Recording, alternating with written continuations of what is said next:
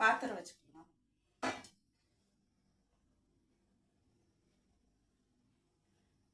தண்ணி ஊற்றிக்கலாம். தண்ணி நல்லா சூடாகட்டும்.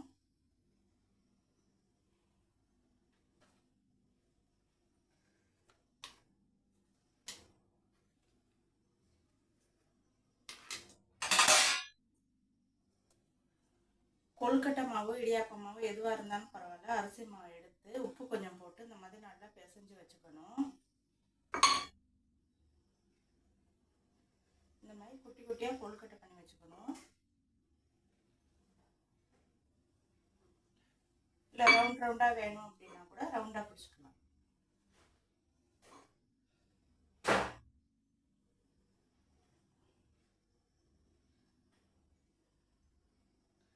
ரவுண்ட் ரவுண்டாக கூட குட்டி குட்டியாக ரவுண்ட் ரவுண்டாக பிடிச்சிக்கலாம். இல்லை இந்த மாதிரி திரிச்சு வேணும் அந்த மாதிரினா கூட திரிச்சு எடுத்துக்கலாம். அந்த மாதிரி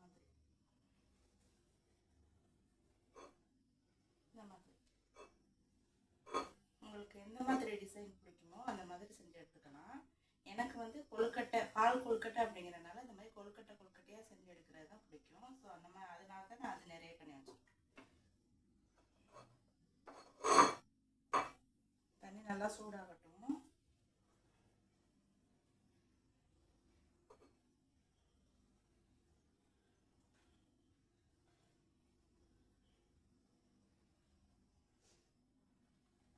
ரொம்ப பெருசாக பண்ண வேணாம், ஏன்னா வேக கஷ்டமாகும். ஸோ அதனால் கொஞ்சமாக மாவு எடுத்து இந்த மாதிரி குட்டி குட்டியாக பண்ணி வச்சுக்கலாம். இந்த மாதிரி குட்டி குட்டியாக செய்யும்போது சீக்கிரம் வெந்துடும். கொஞ்சம் பெருசாக இருந்தால் வேக லேட் ஆகும். பால் கொழுக்கட்டைக்கு ரொம்ப பெருசாக இருந்தாலும் அவ்வளோ நல்லா இருக்காது எடுத்து சாப்பிட.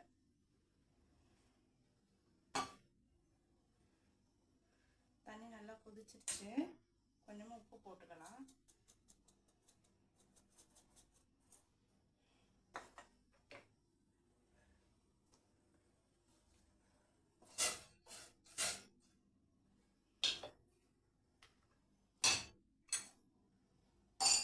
தண்ணி நல்லா சுடட்டும். நல்லா தண்ணி கொதிச்சோன்னா போட்டால் தான் கொழுக்கட்டை வந்து கரைஞ்சி போகாது. இது தண்ணி சூடாகிறதுக்கு முன்னாடி போட்டால் கொழுக்கட்டை மாவு அப்படியே கரைஞ்சிடும். நல்லா தண்ணி கொதிக்கணும்.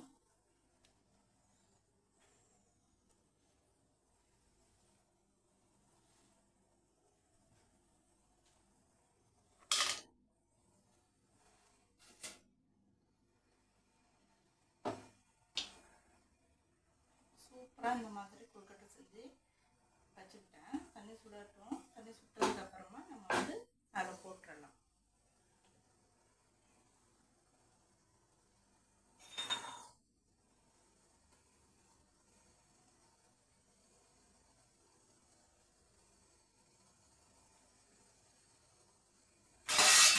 கொஞ்சம் சீக்கிரம் சுடணும் அப்படின்னா தட்டை போட்டு மூடிடலாம். இந்த பக்கத்தில் பார்த்தீங்கன்னா தேங்காய் பால் எடுத்து வச்சுருக்கேன். ஃபர்ஸ்ட்டு பால் எடுத்து வச்சுருக்கேன். செகண்டு, தேர்டு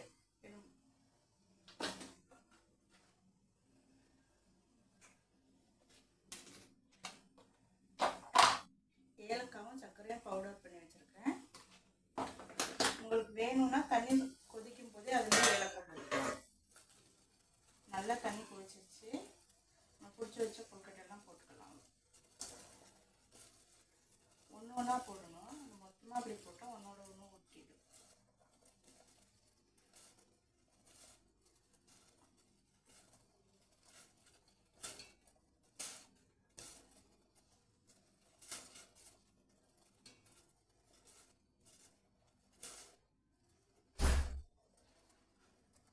இந்த மாதிரி தான் எங்கள் அத்தை செய்வாங்க. எனக்கு இந்த மாதிரி டிசைன் தான் பிடிக்கும். இந்த மாதிரி பண்ணும்போது சீக்கிரமாக வெந்துருமா. குட்டி பசங்களுக்கு சாப்பிடவும் ஈஸியாக இருக்கும்.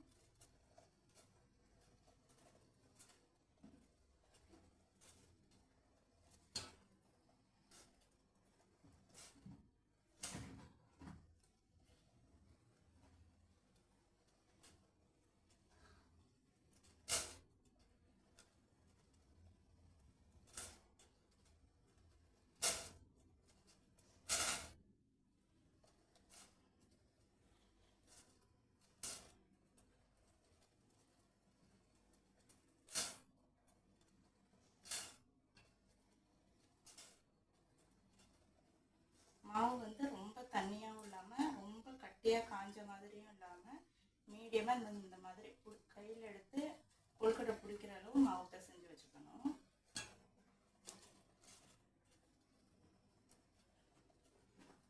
நான் வீட்டில் அரைச்ச அரிசி மாவு தான் எடுத்துக்கிறேன், கடையில் வாங்கினது கிடையாது.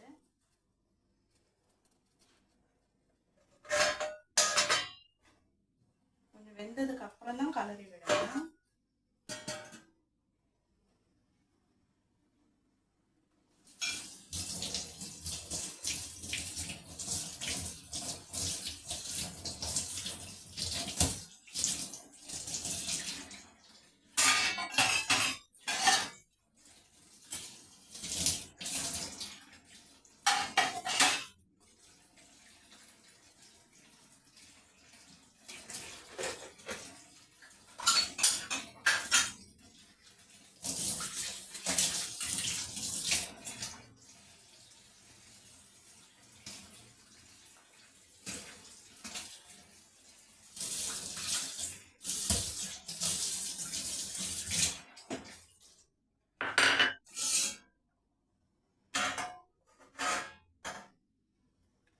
இப்போ நம்ம கலரி விடலாம். கலரி விட்டுட்டு தட்டு போடாமல் இப்படி எடுத்துடலாம். சூப்பராக உடையாமல் இப்படி வெந்து வந்துருக்கு பாருங்க.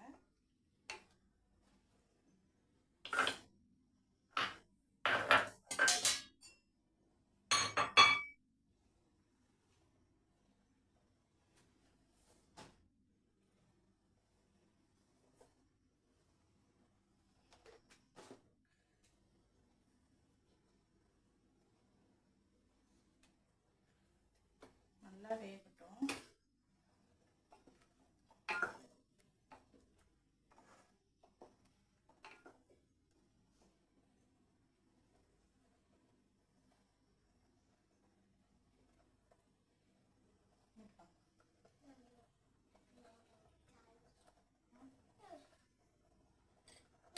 ரெண்டாவது எடுத்து தேங்காய் பால் ஊற்றிக்கலாம்.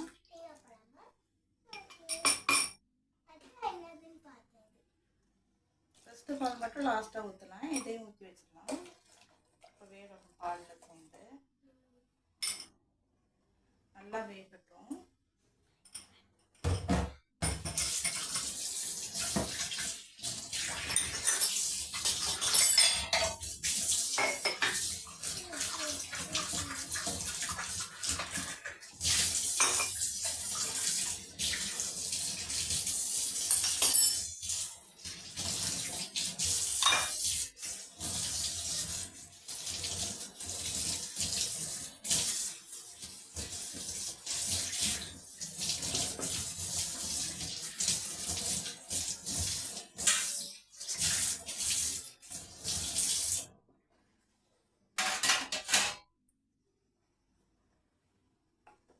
ஒரு 10 நிமிஷம் நல்லா பால்லையே கொழுக்கட்டை வேகணும்.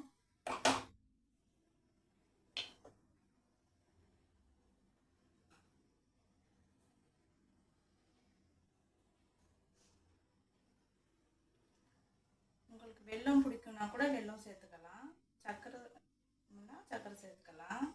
நான் வந்து வீடியோ காமிக்கணுங்கிறனால இன்னைக்கு வெல்லம் தான் பவுடர் பண்ணி எடுத்திருக்கேன், சர்க்கரை தான் பவுடர் பண்ணி எடுத்திருக்கேன். ஆனால் மற்ற நாள்லாம் பசங்களுக்கு தரத்துக்கு நான் வெல்லம் சேர்த்து தான் செய்வேன்.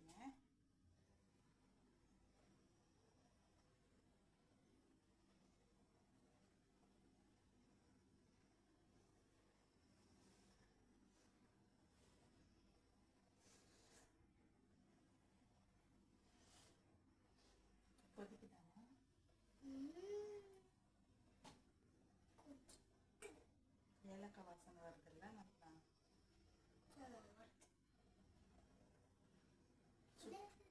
தட்டி விட்டுறாதீங்க. தேங்காய் பால்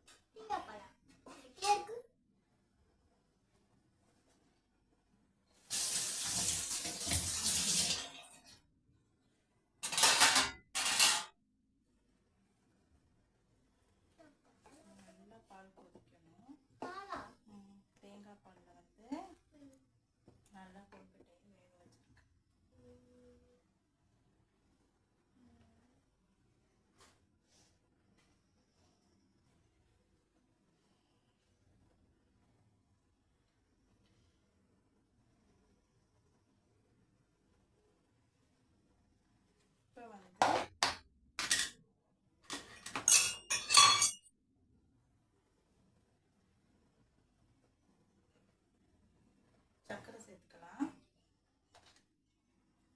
ஏலக்காவும் சர்க்கரையும் சேர்த்து பொடி பண்ணி வச்சுருக்கேன்.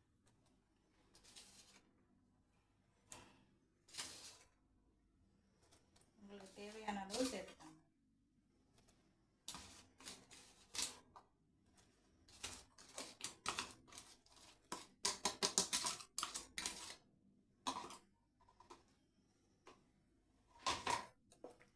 நல்லா மிக்ஸ் பண்ணி விட்டுறலாம்.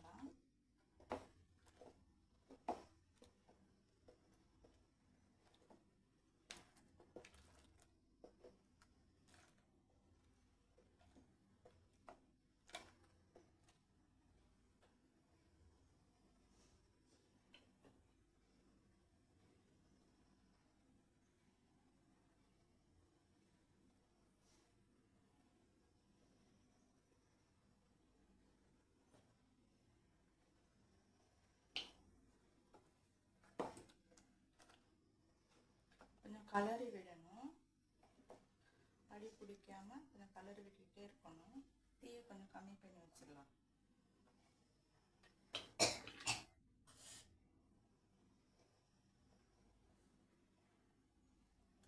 சூப்பராக கொதிக்குது. ஏலக்காய் வாசனை சூப்பராக வருது ஃப்ரெண்ட்ஸ். உடையவே இல்லை, ஒரு கொழுக்கட்டை கூட உடையல.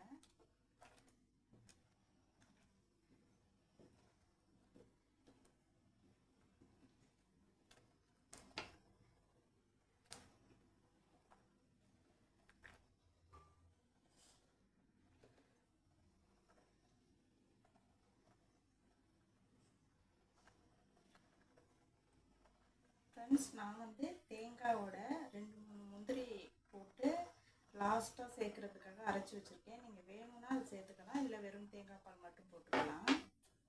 நான் திக்னஸ்க்காக ஃபஸ்ட்டு பாலில் வந்து முந்திரி கொஞ்சம் மிக்ஸ் பண்ணி வச்சுருக்கேன் அரைச்சி. நீங்கள் வேணும்னா சேர்த்துக்கலாம், இல்லைன்னா தேங்காய் பால் மட்டுமே போட்டு செய்யணும்.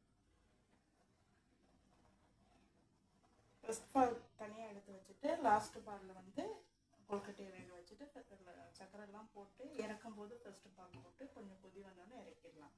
நான் வந்து எனக்கு வேணுங்கிறதுக்காக நான் முந்திரி சேர்த்துட்டேன். நீங்கள் வேணாட்டி சேர்க்க வேண்டாம்.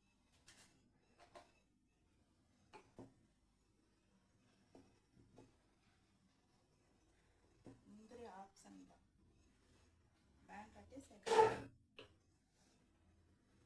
இப்போ நல்லா கொதிச்சிருச்சு. இப்போ நம்ம வந்து தேங்காய் பால் சேர்த்துக்கலாம். முந்திரியோடு சேர்த்து வச்சு தேங்காய் பால். அப்போ திக்னஸ்க்காக நான் சேர்த்துருக்கேன். டேஸ்ட்டும் நல்லாயிருக்கும். நீங்கள் வேணும்னா சேர்த்துக்கலாம், இல்லாட்டி வெறும் தேங்காய் பால் மட்டுமே சேர்த்துக்கலாம்.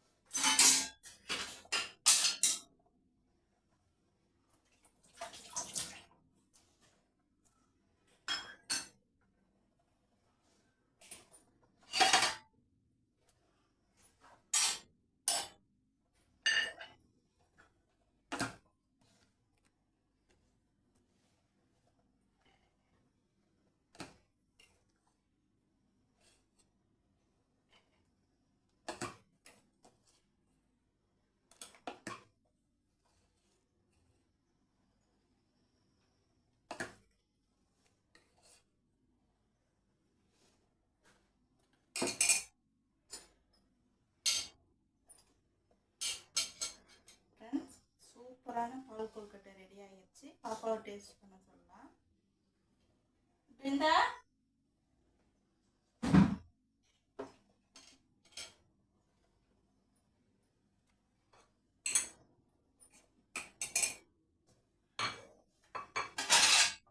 அடுப்பா பண்ணிடலாம்.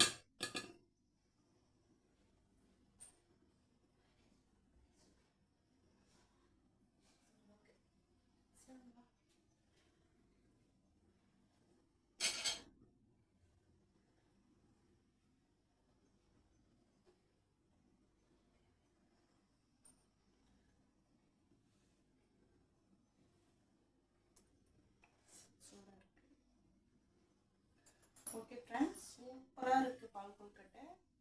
இதே மாதிரி நீங்களும் பண்ணி பாருங்கள். Thank you friends.